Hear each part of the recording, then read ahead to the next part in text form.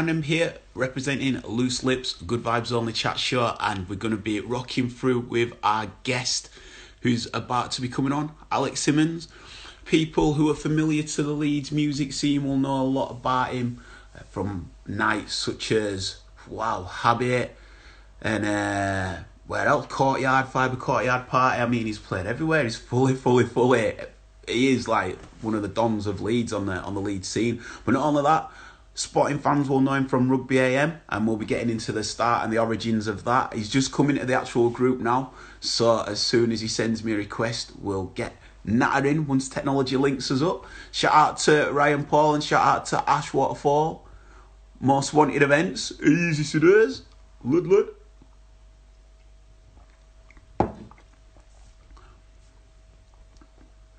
Here we go.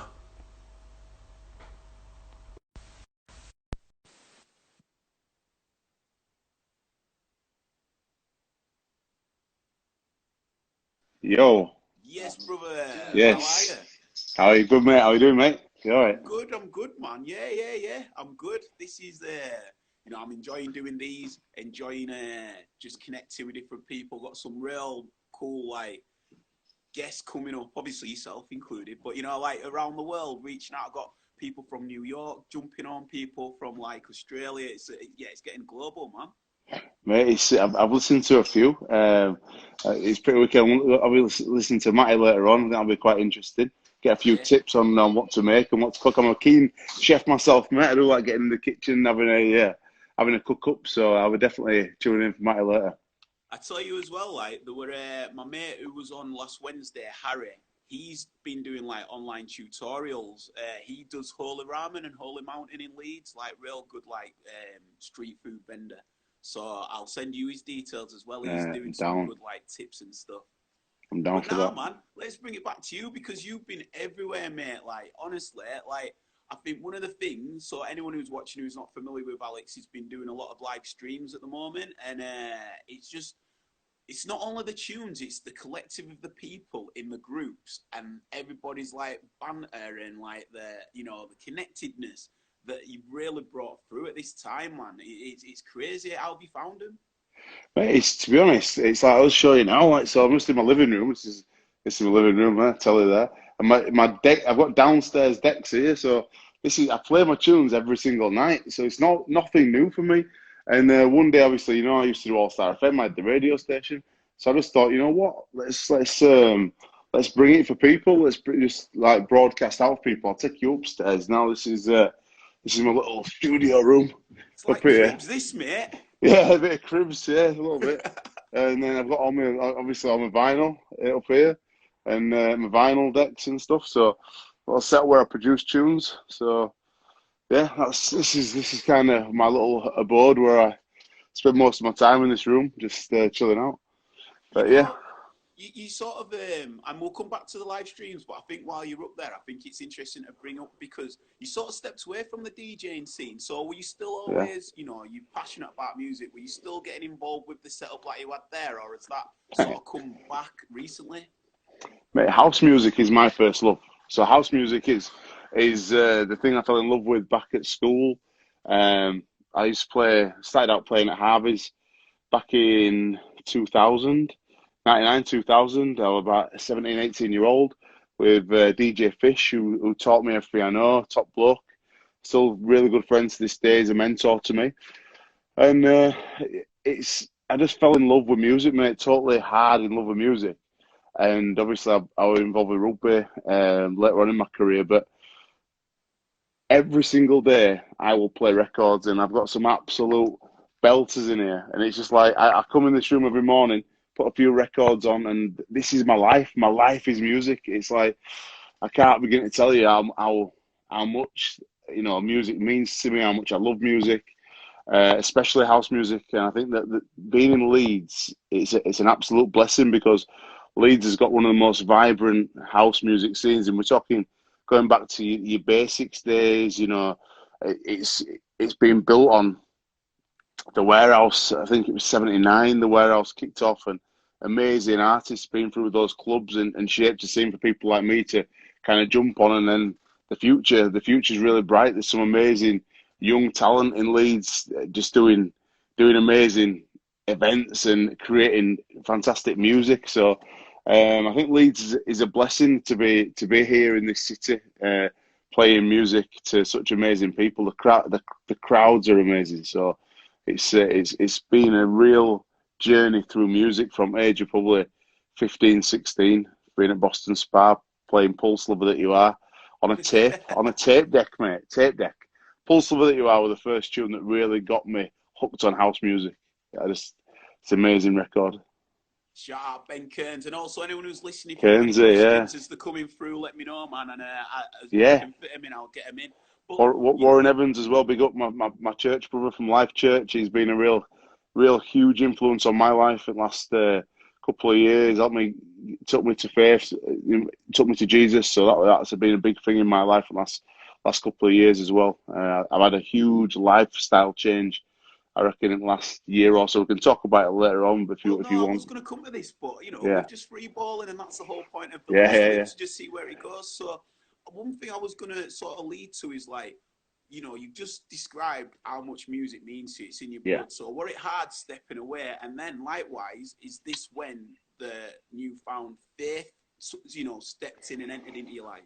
I think I'm an honest guy, and I'll talk to anyone honestly about my journey. And it's like I partied really, really hard. Like I could have probably gone on and been like a top DJ, like traveling here, there, and everywhere, and I could have made a lot more out of my career in the early days because I had such hype with Habit, and genuinely I were a very, very good DJ. But I just partied really, really hard. I was a promoter and just got caught up in the scene, and I just lost who I was. I reckon I lost the essence of Alex Simmons and what I wore, and just got caught up in this kind of a fake scene.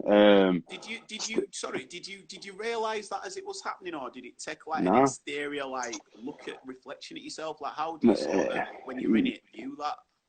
I didn't realize it really, and it was totally a really weird chain of events because me and my business partner had a falling out in about 2011, 2012, and I stepped away from the club scene. That were an incident that happened, but we had a falling out basically. I'm not going to go into that. That's in the past, and that's where it's going to stay. What that led me to do is like kind of I was floating away from music anyway, a bit disillusioned with it. I'd got to like 30-year-old, and it's like I really believed at that time that DJing and clubs were a young man's game, and I wanted to make sure I was doing something else in my life and had more strings to my bow. And I just felt like I'd kind of taken it as far as I could at that time. So I went on to set up a radio station in my garage, as you well know. You were part of that journey, All Star FM. And one of the shows on there was a show called Rugby AM that I did with Jamie Jones Buchanan. Now, Jamie Jones Buchanan has been probably the biggest influence on my life out of everyone I've met. We've worked together now for 8 years. And Jamie Jones, for anyone who doesn't know, Jamie's not only he's a professional rugby player, been a professional rugby player since he was 15-year-old. Now, the thing with Jamie is that he's been institutionalized by Leeds Rhinos. So you've got to imagine, this guy has been told what to do for the rest, all his life from 15-year-old. He does everything right. He's a very, very, very committed, determined, competitive individual who has thrived on winning for so many years. And then he's gone at the highest level. He's won everything at Leeds Rhinos. Then he's got a business with this guy who's totally like a total creative, loose with the capital L. When me and Jamie got together, I was still DJing, partying, just not. It was like we were complete opposite ends of the spectrum, but we had this respect between us that we both knew we had something special. We both knew together we had something. And what's happened over the last 8 years is that I've taken on a lot of his good characteristics, a lot of them, and I've learned a lot from him about consistency, about commitment, about discipline. If Jamie Jones Buchanan is the most phenomenal person I've ever met in my life, I'll never meet a better bloke. I'm telling you now, you won't meet a better person than Jamie Jones Buchanan. He's so intelligent, so talented, so committed, and I've learned so much from him. And it's kind of like my creative side, my marketing ability, my drive, ambition has been kind of met with his commitment and energy and focus and I've learned so many good traits from Jamie that I've been able to apply into my life. Well, I'd Um, say one thing that crosses over between the both of you is that you're both willing to try new things. Like he oh didn't yeah, play, you're yeah, willing to jump into TV. Or like, yeah. I think that's such a compliment to you both. Mate, TV.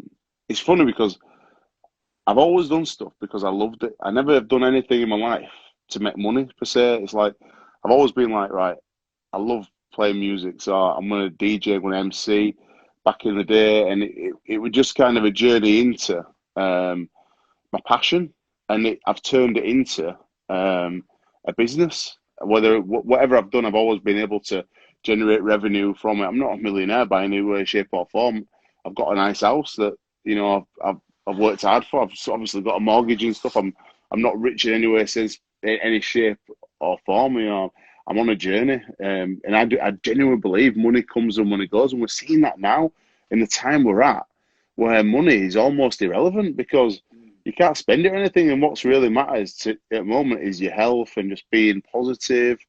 And I think that when you've got a real idea, a real creative kind of, and you know something's going to work, you got to trust your gut. You really have to trust your gut with stuff. It's like, it's great having good people around you. And I think that's the biggest thing that I've learned in the last probably 5 years. Kev Sinfield once said to me, if you sleep with dogs, you get fleas. And it was kind of, it were a throw to me because I've got a lot of mates from all different walks of life because of the jobs I've done, and especially in clubbing, you get some people who are just a bit dodgy, whatever. And it's like it's funny when you say to like, oh, they're all right, but they do this or they do that. If you know what I mean. And if you, Kev once said to me, if you sleep with dogs, you get fleas. And I've made my circle smaller and smaller and smaller, surrounded myself with people like Jason Robinson on the Jamaica stuff, Jamie Jones Buchanan, Rugby AM, some amazingly strong, committed people. A guy called Andrew Thurkell's been unbelievable with me. I've learned so much from Andrew Thurkell. He owns a company called Age Partnership, and he's just he does things so right every time. It's just, you just got to be Ellery Hanley. What an inspirational guy! It's like I've learned some real good life lessons from these people who genuinely, I look at them, I think they're just so much better. The best thing I've ever heard, I'll share it with you now. This is brilliant. So Ellery Hanley, I Q&A'd him last year. Big shout out to Luke Tibble, who's online as well. He's going to be a superstar DJ. I think he's going for a bit of a similar journey to me, but it's good to see. I just think if he focuses, he could go on really far. Ellery Hanley once said to me, he says, "When I die, I know I'll have given everything." And I said, "What do you mean, Ellery? What do you mean by this?" And he's like, "Well, I know every time I stepped onto the football paddock, I gave 100%. Every time I trained, I gave 100%. Even when I play squash or train in the gym now, I give 100%. I've never had a drink. I've never smoked. I've never taken a drug." And I'm just like, wow. And I thought to myself, have I ever given 100% in any Mm. way, shape, or form in my life, in any situation? Have I ever actually given 100%? And the answer is probably no. So that day, I said to myself, you know what? I'm gonna change my life. I were overweight. I want happy about loads of stuff in my life. And I thought, all right, I'm gonna change. Stop drinking, stop partying. Got some great help from Rugby League Cares who were amazing with me. And I went on to, this is like October 2019 last year. Since then, I've lost 25 kilos in weight. I've trained every single day. And I'm just so focused now on giving everything in every situation. The big thing where Ellery says, my time is not more important than anybody else's. So he's never, ever late, ever late. And I just thought, that's so powerful. Like, I pride myself now on trying my best to be on time. I want to be more like Ellery. And look, this guy's made millions from rugby league. There's not many people that do that, and it's because he's great. So, our golden team, P's on. It's good to Shout see. out P. Most loved up man on Instagram. Ah. King of the brownie point. Loves it. Nah, it's good to see him so happy. Good to see Eric happy as well. Love you both. So, do you know off the back of that then, is that when the faith side of it started to come in? No, the faith start. So my journey to find Jesus was, it started with Jamie Jones Buchanan because Jamie's a big Christian, Ali Lawatiti got him into it in 2004. So Jamie's got this, everything Jamie believes in is God first, then family, and then obviously his work. But God comes first in his life. It's really important to remember that. And I could never understand that because I've never ever been a man of faith, ever. And it's like, um, my dad died in 2018, December. I got this house the day after, actually. And I'd never met my dad. He'd reached out before he died to me, my brother and sister, and like wanted to kind of make amends and stuff. And he lived in Trinidad at the time, Jamaican heritage. And I went over there to his funeral. I took my oldest son, Theo. Went over to his funeral with my brother and sister and buried him. And it was seeing him laid there in a coffin. I had so many questions. Obviously, this man who is me. Like I got to the funeral and there's people, his friends and stuff, and they're saying, "Wow, you look so like your dad," and all this stuff. It's really weird, quite hard to take at the time. And it's like asking a lot of questions about life and death and everything in between. And Jamie had tried to get me to church a few times, and I had been to his church, but I struggled because it were a Bible reading church. That's how I thought of it, because they read a lot of scripture, and I struggled because I didn't understand the Bible. It's like I think it's 66 books written over loads of years, and it's like it's very difficult to understand and make sense of. And then he said to me one day, "Let me take you somewhere," and he took me to Life Church in Bradford. And as soon as I get there, Warren Evans is there. He's a guy I knew from Bradford. He's the pastor at Bradford Bulls when I used to work there. So I knew Warren straight away. I sat with Warren, Jules, and his missus. And one thing I say about churches, and faith in general, I say, faith I think is a great thing to have in your life. Whether you're Jewish, whether you're Buddhist, whether you believe in the universe, to have faith I think is a fantastic thing in your life. To believe in a higher power, I think it's very powerful. And I got there, and it just changed my life. I've never met a bad person in church. Life Church I call it rave church because it's all about worship, the singing. It's amazing. And there's a pastor there, a guy called Steve Campbell. Most amazing man. He really is. And he looks and sounds a bit like Owen Wilson, you know, the American actor. Yeah. And he's an American guy. And he's just so passionate with his word. And he relates the word and the Bible to real life. And that's what really started making me thinking. Listening to Steve's word really got me thinking about how I would live in my life, how I wanted to live my life, and there were so many things that related to me. So I was like, you know what, I'm going to give this a go. I said to Jones, I said, you know what, I'm going to go to church every Sunday for a year because I want to give it a go. I want to see where we're at with it. And it became so important. Every week I look forward to it. If you imagine, it reset me. So imagine pressing a reset button. I have a lot of stress, whether it's Jamaica stuff, whether it's Rugby AM stuff, whether it's DJing, whether it's the Rugby AM stuff, the filming, the TV side, dealing with clients. There's a lot of stress in my life. My kids, my relationship's been tough, and dealing with all those things causes stress. And the way I get through it is I pray for it. I just pray for it, and I was like, stop drinking. That was a huge thing for me. Stop partying, mate. You know me. I've been part of the scene, like running up and down space, like a madman for so many years, and like all of a sudden I'm like a clean live now. It's like 174 days today since I had a drink, and it was time to make a change, mate. Everyone can do it whenever they're ready, but I was ready, and that's it. It's been important to make some changes. One thing that I really admire is you tend to know when to sort of step into a new direction. So, we just covered the faith.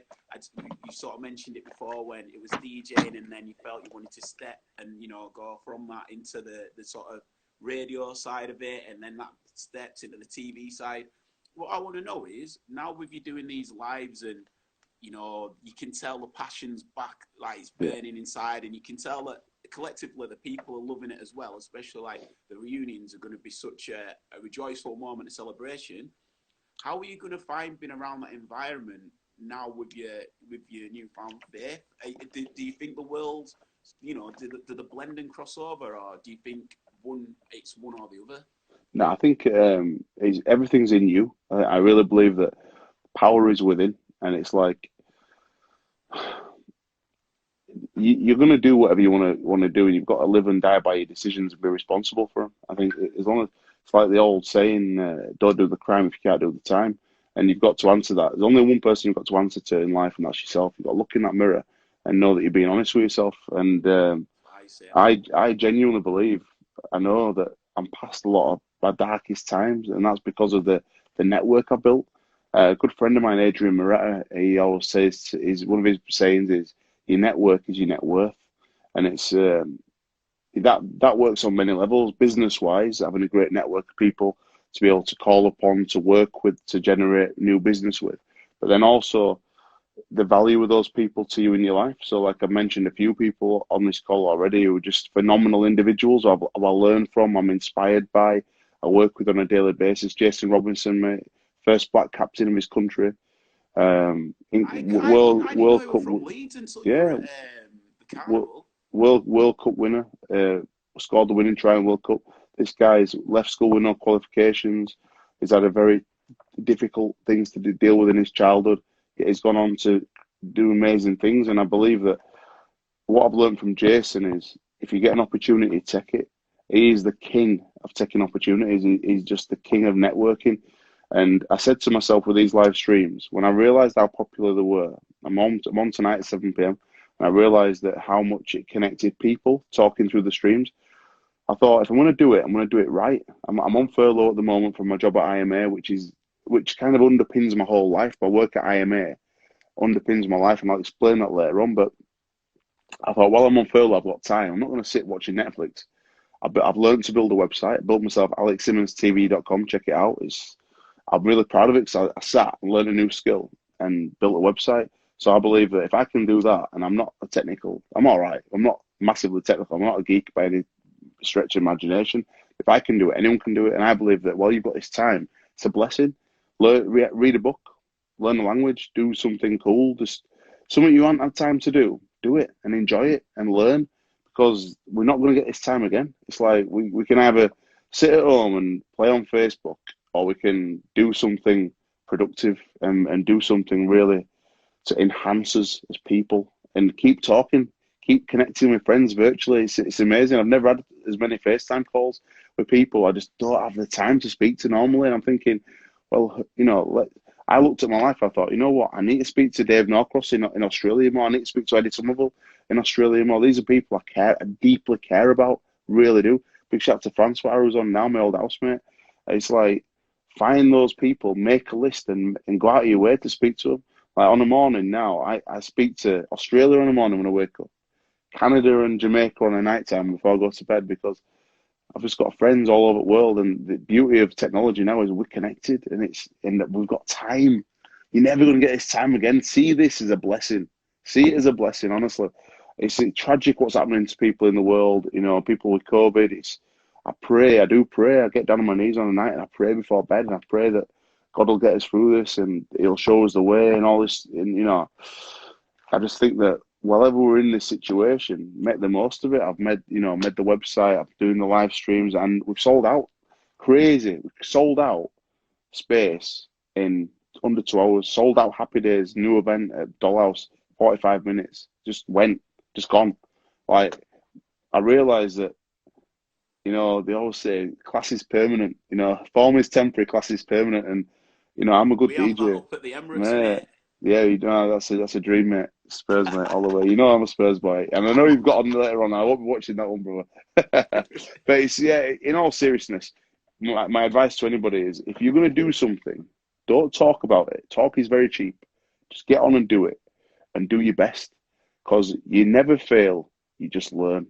Don't take shit off anyone. Don't let anybody ever do your ideas down or just not make fun of you, but just put you down. Don't worry about it. It's water for ducks back. Haters are always going to hate. Just get on with it. Smile, be polite, and that's it. You can't please everyone. Not everyone's going to like you in life. Don't let it bother you. Just crack on. That's life. So let's focus about Rugby AM because I Yeah. think what I'm doing here, I think you could do this with Rugby AM with, reach out to certain players and have like a little connect and that. But talk to us about Rugby AM because from where it started to what it's growing into that is paramount in, I think, where you can set things, where people can set things, from how it started, like you said, in your back garden shed, Yeah.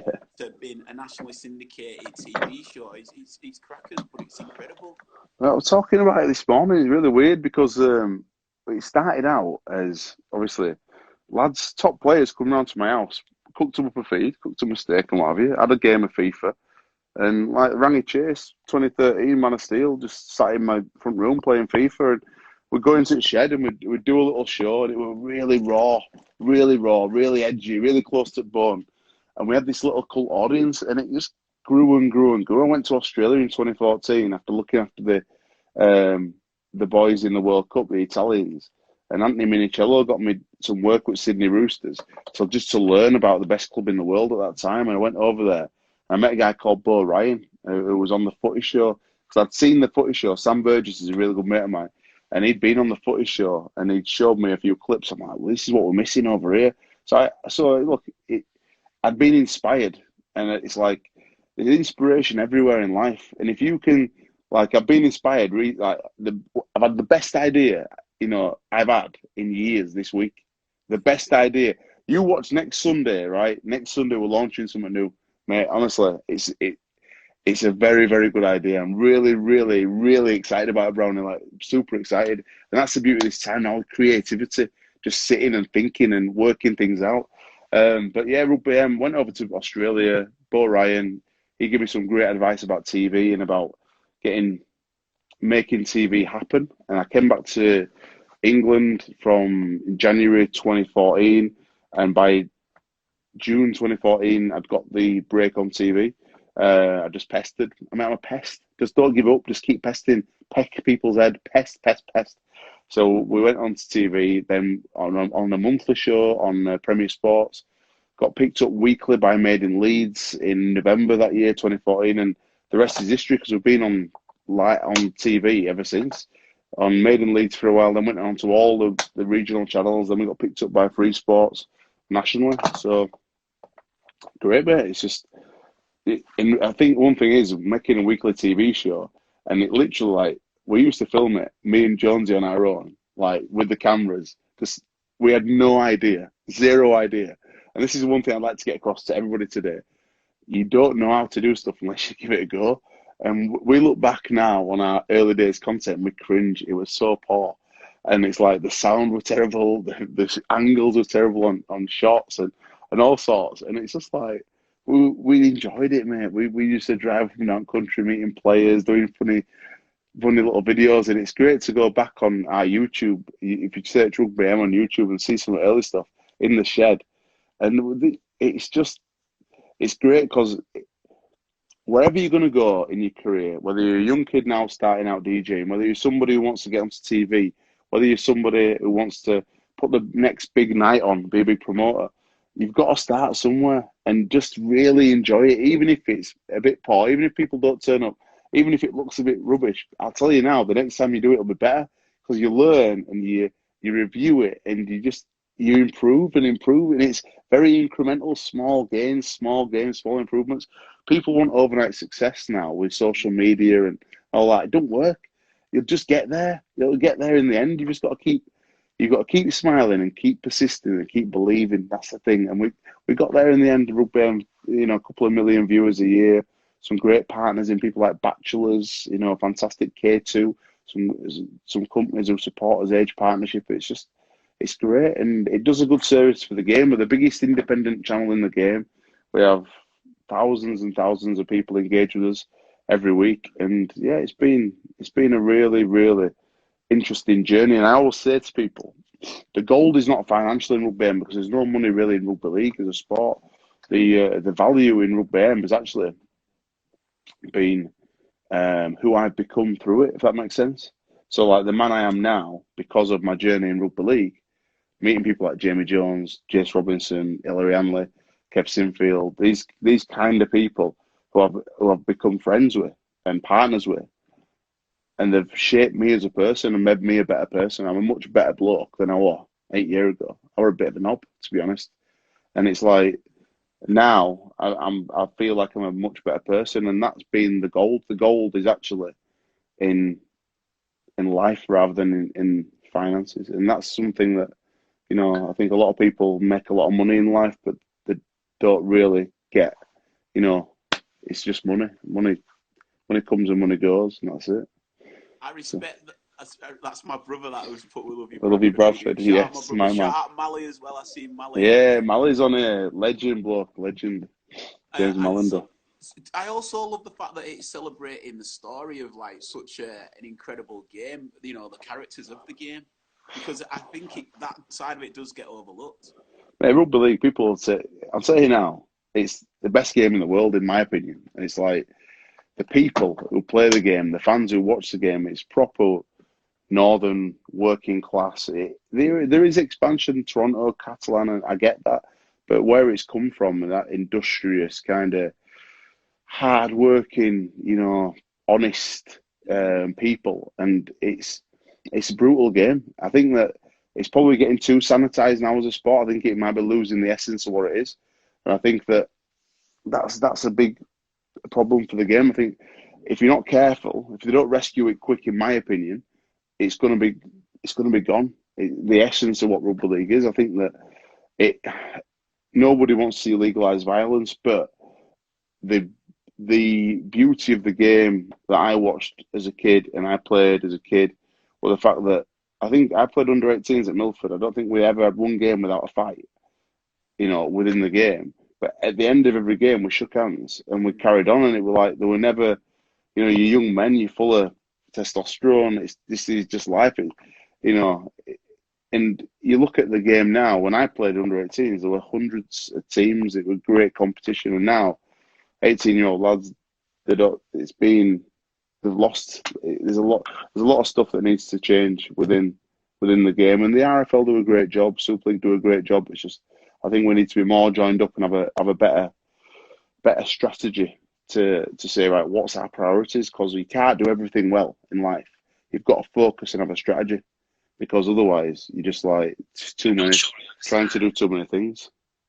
What's it like out in Toronto? And Oh, obviously, the Catalan was amazing when they got to play the game at the new camp. So you yeah, know, it's spreading around and it's yeah, breaking ground. But Toronto seems such a random call for a place. Yet you've had a lot of affiliation, been out there a lot. So how are the yeah. people taking it?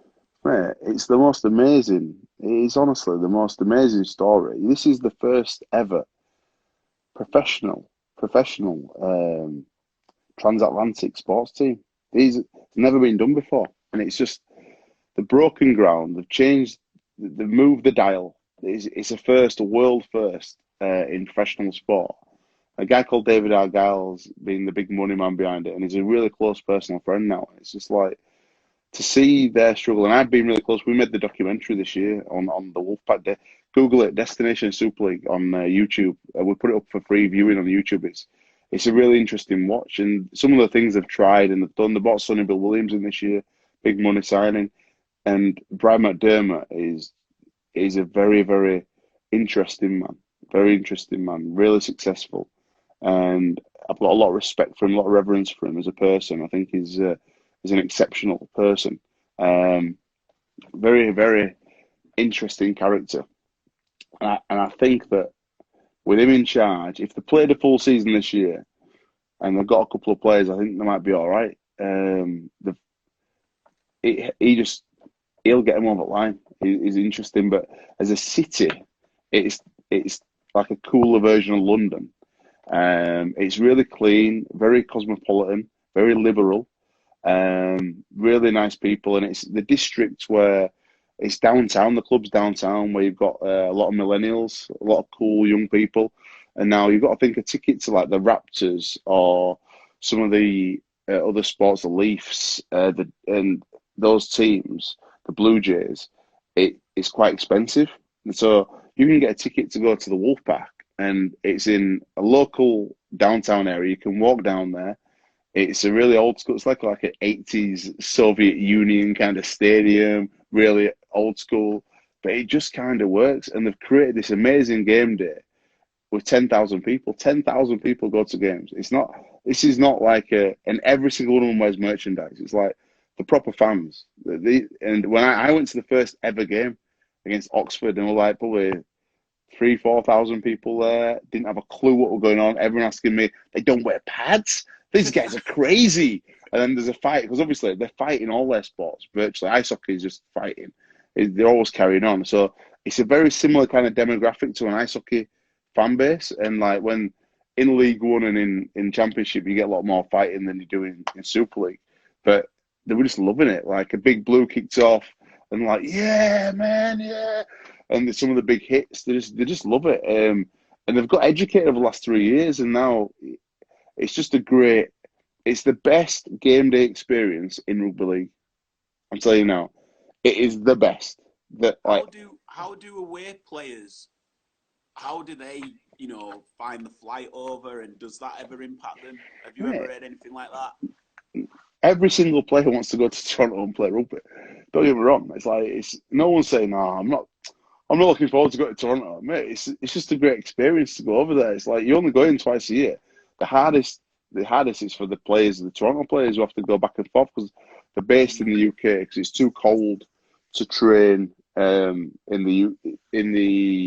too cold to train over there in the winter. So they're based over here and they fly over there for like blocks of time to obviously live there and play there. So it's really interesting how it all works.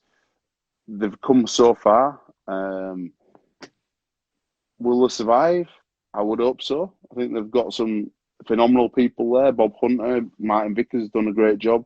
David Argyle's always found the money to make it work. So it can't go on forever how it's being run now and funded now because that's not realistic in business. But you would hope that with the amount of tourism they generate for the city, if you think, so this year, for instance, if it was a normal year and the COVID thing hadn't happened, I reckon you'd have got 15,000 fans going over to Toronto to watch games.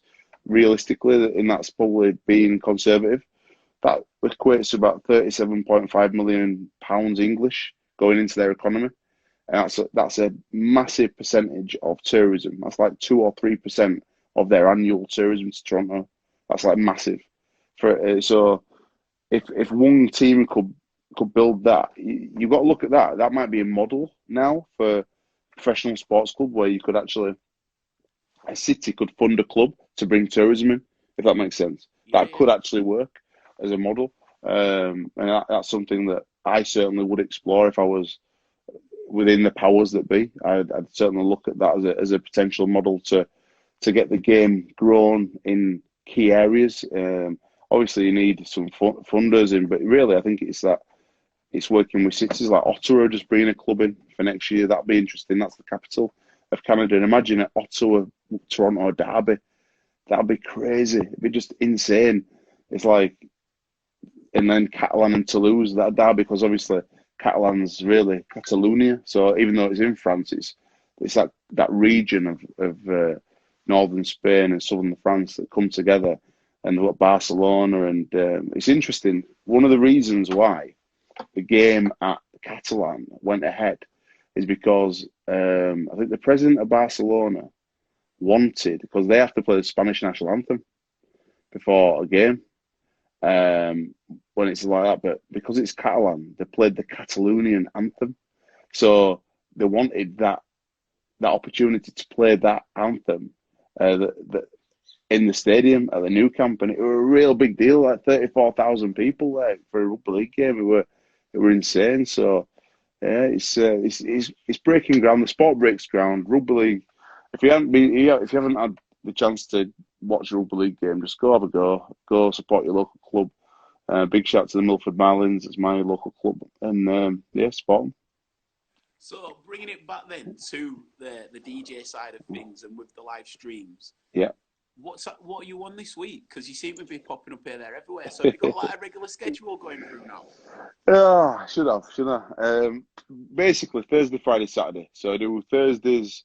I do Habit on a Thursday night. Habit on a Thursday night is the institution it always was at Space, playing house, electro, and everything in between, all around the Habit sound. Fridays I play Happy Days Mix. Happy Days is a new event I'm doing at Dollhouse, which is basically, like many people, I've got like a deep love of bassline. Like it's like from growing up going to Castle Locos, and I'm actually doing a Castle Loco special tonight at 7. So tune in because it's going to be sick. I was thinking of some real good old Castle tunes.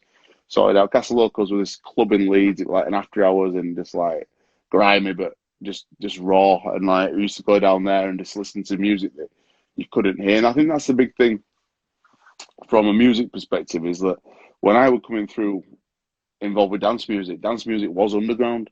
You didn't hear it on the radio. Like now, dance music is like pop music, like bands like Golden City and people like that, and putting tunes in charts. Respect to them, making a lot of dough. But for me, dance music is the sound of the clubs and DJs with vinyls playing amazing records, and that's what I used to go to Casas for and listen to people like Mark Howarth putting tunes on who were like I'd never heard before that just blew my mind, and going to Stinkies and listening to Graham Dixon who did a live stream yesterday, and it was like going back in time. It was just phenomenal. And Sorry to cut you. Do you yeah. find that one of the struggles now though is that a lot of nights are weekly, you know, so it's quite sparse when you go, or do you think because of the generation that came through, one-off events definitely works for that? But how do you facilitate the next generation? Because for me, one thing I loved in the scene was that there was always something on every week. Even if you felt it were like, oh, you know, let's go down there. There was something, and it doesn't feel like that. So that's why I feel Brownie. Sometimes the underground isn't there as such. Brownie, it's obviously there. It's there's still events every week, but it's for the new generation, mate. We're getting old, pal. You got to face facts, mate. Face facts. The fact of the matter is, there's kids out there now going out every Thursday, Friday, Saturday to nights that are, which in 10 years' time they'll be doing reunions for. You tell me though, right? Yeah. What weekly nights are on? Because I don't know, because it's not my bag anymore. It's not my scene. I mean, I think that there's a lot more now where it's more big bookings, and it's not essentially like every week. It's not like it used to be, but that's life. But when we were young, people would say to me, "It's not like it used to be." You know what I mean? That's. I don't want to ever fall into that trap of thinking that my era were the best, because it was just my era. No, and not at all, and that's probably not what I'm trying to get at. I'm just trying to say I felt that there was a lot more fluidity within what supported what we're classing as the underground, because music got heard which wouldn't be heard on the radio. Right. Whereas now I think that that's a bit stifled. Mate, so I'm just sort of seeing the guy you need to get on here to talk about new nights is Luke Tibble, mate. The kid plays every night a week. He's really on point with his music. He's just a special DJ, and he could talk to you all about like the now. I believe that the live streams are the now. So like I've got a ridiculous new audience. Like in a week, I got like 11,000 new likes like on my page. Like massive new engagement, new audience. Watching? What's that? Sorry. Did you say watching? Oh mate, yeah. Well, I've been fortunate that through my work in sport, I've met a lot of people who've done really well in their life, and there's some people I class as friends, some people I class as acquaintances, and there's good people, and like they'll just nip in and have a look. And I think the funny thing is, from the live streams, I've had a few really, really nice, genuine messages of people who know me through rugby, and they've been like, "You know what it is, mate? I love what you do on TV. I think you're a great TV presenter. I think you should run at Sky Main Men. But I've got to be honest, I think this DJing could be a career for you." Because they've never known me to be a DJ, and I'm like, "Oh mate, cheers, pal, cheers." You know what? I want to consider it. But it's nice. It's nice that I've still got it. I suppose if I ever had it, I've still got it, and I just really enjoy it, Brownie. I just love playing music, and people keep saying thanks for getting us through these hard times and this. I'm telling you now, like it's been more of a blessing having people communicate with me, talk to me on the streams, and like genuinely share the music with me. It's like, it's just, he feels, I'm really fortunate. My cousin's coming isolated with me. So I've got him here. My kids are down south. I'm missing them crazy. I live down south with my missus. And I was like, obviously I go down and see him every week normally, but I haven't been able to get down there because they're isolated. Like, two of them are really bad asthmatics, so it's like it wouldn't be fair for me potentially to take anything down there with me. And it's just, we've got to be really careful. Everyone's got to be really careful. Just try and stay at home and stay safe. Big up the NHS. Let's help all our NHS out. But I think at the moment, mate, I've got this new audience, and we've sold out a few events. Me and Kane and Danny have reconnected. We're back working together and got some really excited stuff coming on this year. I've been booked for a couple of festivals, and I think the big thing is now coming back into the scene. I've still got the passion, I've still got the energy, but I've got a much more discipline now than I ever have in my life. I'm much more focused. I'm a different beast now. So to go into the scene, I'm not going to get sucked into it like I did before. Got a question, Simmo. You were the best at everything you do when you were back doing Rugby AM. At the moment, Rugby AM, we've actually been broadcasting through. We haven't stopped. So the show's been going, and this week, me and Jamie made the decision we had to furlough our staff, just because we wouldn't survive otherwise. So we're having a break now till the season kicks off. Rugby AM's going to take a break, and we're going to use that time to kind of get our house in order in terms of there's thousands of hours of content that stuff that we've never really got to grips with. So Jones is doing a bit of editing, I'm doing a bit of editing because obviously we're not on the staff, but everyone else is just spending time with their families, staying safe and recharging because it's a tough slog. Rugby AM do it every week, and it's great that the staff have had this time now to really spend with their families. We've got three fantastic full-time staff. We've got a young lad who's just started with us, Jordan Graves, who's brilliant. But Jimmy Bray, Andy Ireland, and Joe Niz are just really, really good blokes. Yeah, the Niz, dangerous man, that guy, dangerous. With the curls now, he is. Yes, dangerous guy, the Niz. He's a good fella, a real good fella. Nah, respect for the answer on there. But and yeah, going back to the music side of it, do you think that when we're all allowed back out, do you think live streams will still be a factor? Do you think there's still a good way of connecting, or do you think it'll be one or the other? I think it'll be. I think the longer it goes on, people develop habits, and when people get into habits, it becomes the norm. And I just feel like live streams, if DJs are willing to play them, I certainly will continue doing streams. Like, especially if you imagine, I'll never go back to weekly DJing ever because A, I don't need to. I've got an amazing career with intermarketing, IMA, which I'm passionate about. I'm head of diversity. That's like something I want to grow when I'm 50-year-old. I want to be really still very ingrained in diversity, working at government level with IMA, helping What is shape. IMA? You mentioned it earlier. What is it? Intermarketing agency. It's one of the biggest marketing agencies in the country. I work there 4 days a week. I do Rugby AM 1 day a week. I work there 4 days a week. I'm head of diversity. I do a lot of new business. So that's my day job. I really, really, really enjoy it. It's like it's my passion. Like I've learned so much. Like working with people like Jamie Allen, Steve Sowden, Liam Grogan, Stu Baker, Fiona Dolan, Nikki Gray, amazingly talented individuals, like people who've been in business, real right at the sharp end.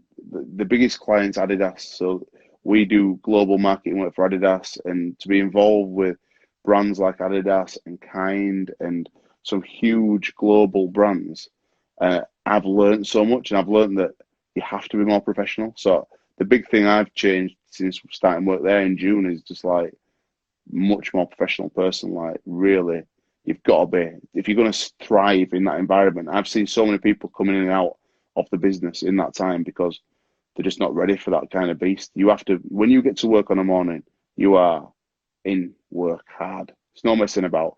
And it's made me work harder in my own businesses. So it's in like now, the way I am with the music, building the website, it's because of the mentality that I've developed at IMA. And that's the mentality I've developed at IMA because of the amazing, talented people I work with, because they inspire me to be better. Like there's a girl called Fiona Dolan who I work with. She's just phenomenal. She for a start, she's a female head of 3D, director of 3D. So 3D workers, like the whole team are and blokes, right? It's like the guys who just know everything about computers and building 3D models. It's insane. What we do in terms of the built environment working in construction is like second to none. It's like we won a global award this year, but Fiona heads it up, and she's just the hardest working person. Like I work hard. I really genuinely graft every day, and to go to work and watch her work, I'm like, I need to be more focused. I need to work harder because I look at her and I think, shit, that's next level. And it's just like, there's so many of them at work. Kenny Harwood, just brilliant at what he does. There's just so many good people at IMA. Honestly, it's like you can see why the business has grown so quickly and it's doing so well. Is because of the people there. I always said at Habit, my saying at Habit, the people make the party. and it's so true. It's like you surround yourself with great people, you go far. 100%. I'm telling you. There's a lot of love coming through on the comment chart. Ash Waterfall, big up Big shout, brother. He Ash. says top chat. This comes across really well. I know is it Lewis Fitness respects him on the most honest and inspirational interview. Levi Lewis. Yeah, let me show Yeah. you something, right? This man, right? This is my favourite record in the world, right? This one here. Seal. I'll put it on for you. You can hear a little bit. Give you a little sample of this record, right? Turn my decks on. Right, and this is why it's my favourite record in the world. So this record, it's a really, really rare record, yeah? You might recognise the tune. I'm going to bang it on for you all now, so you can have a listen. For...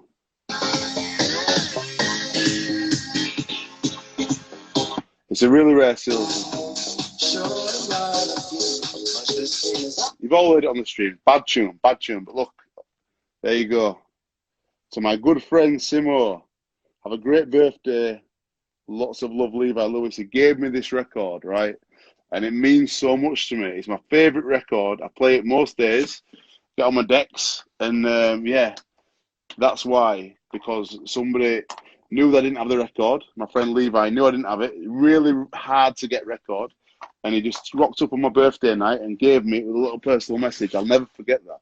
And that's the kind of, you know, I always do anything I can for Levi because of that. Because it's like, it was so genuine. And he just knew that that's one thing. I had a lot of money back then, running Habit and stuff like that. But if you can't find something because it doesn't exist, you can't have it. And that's the kind of person Levi is. And I'll never, ever forget that. And one day, hopefully, I can return the favour and help him in some way. He's just a really genuinely good person, and I love that. Respect to Levi Lewis. I couldn't work out the letterings on name, but yeah, big man Levi. Respect, man.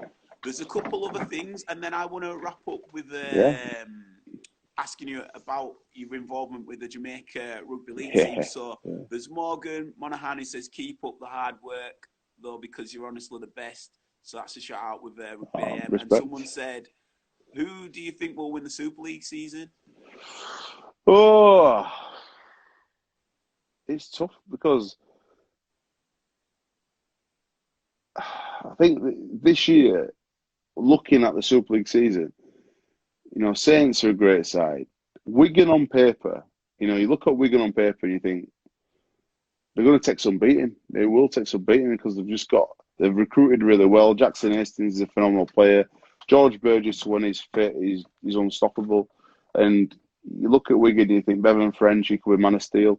But for a sneaky outside bet, I'd have a tenner on Leeds just because it's Leeds. When it comes to the back end of the season, the way they're playing, they play such open, expansive rugby, and I just think that they're getting the culture out of the club. It's like I'm quite close to the club. I do quite a lot of work for them, and they've got a good culture there. And it's like it's taken a lot of work, but Kev's got it right. He's brought in his people. Rich Agar's a very good man, really, really good man. Rich Agar. Jones is there as assistant coach, and Jones is bringing a lot of culture stuff. And I think Leeds a good outside bet. Saints, Wigan, Leeds.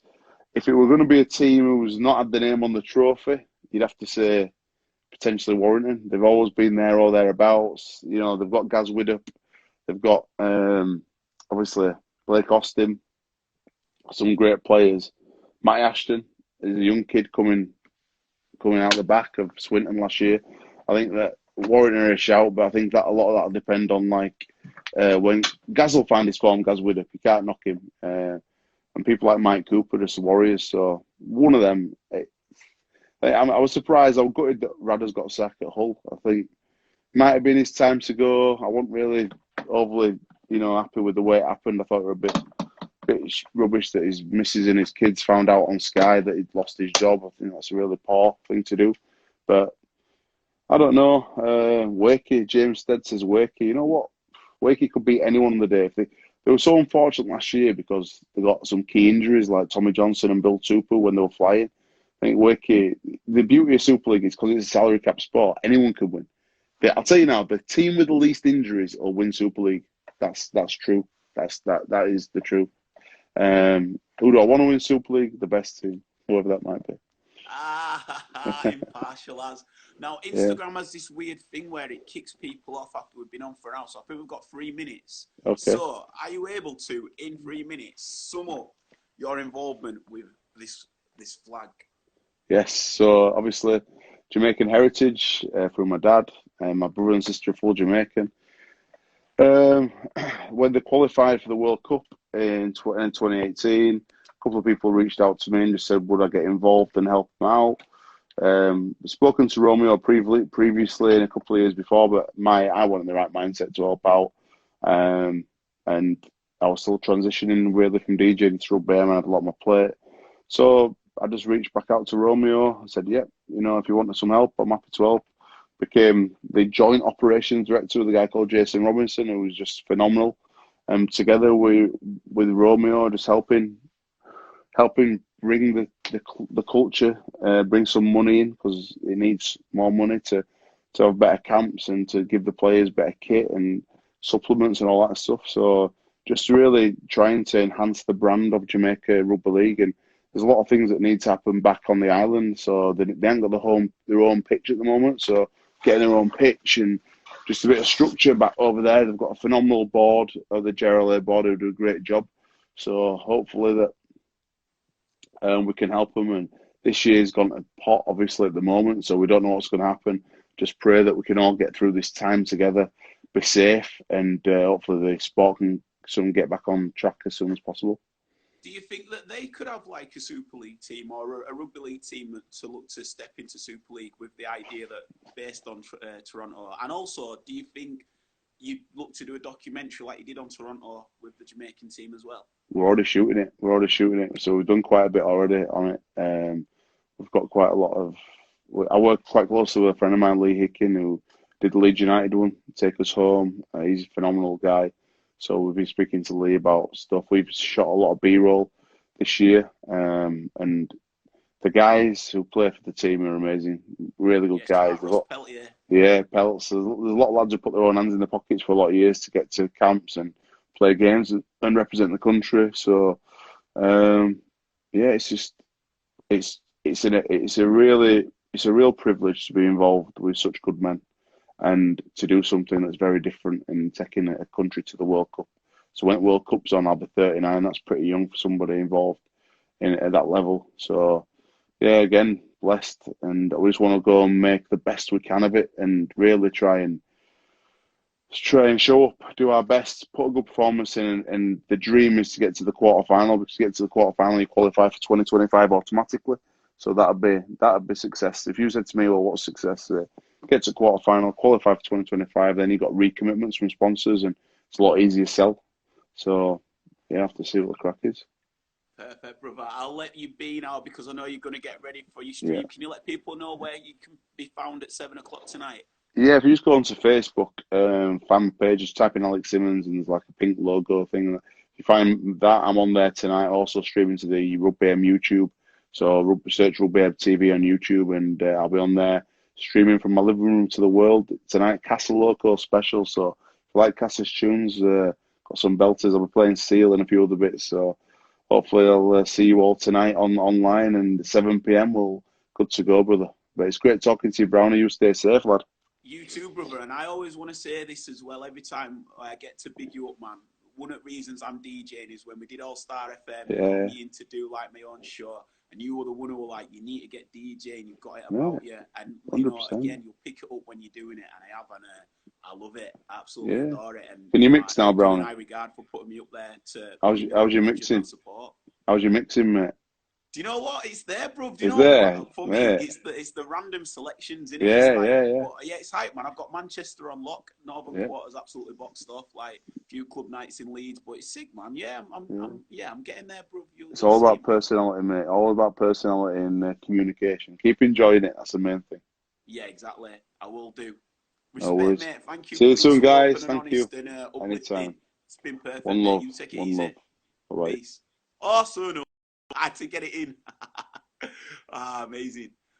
So thank you everybody who got locked in there. That was me chatting with Alex Simmons.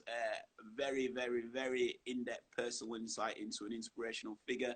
Obviously taking us through the journey of his life, where he's at now with everything. And I hope you got a lot from that, because he put a lot into it. I grabbed onto a lot of the positives that he was saying there. So thank you very much. I'm going to be continuing with Loose Lips. I was meant to have a guest at 5. I don't think that's going to be materialising. So join me back at 6. But either way, keep a look fresh on my Instagram page, Ben Random. And as soon as you see me go live, that's when you'll see me. Thank you for everybody who got involved with the questions.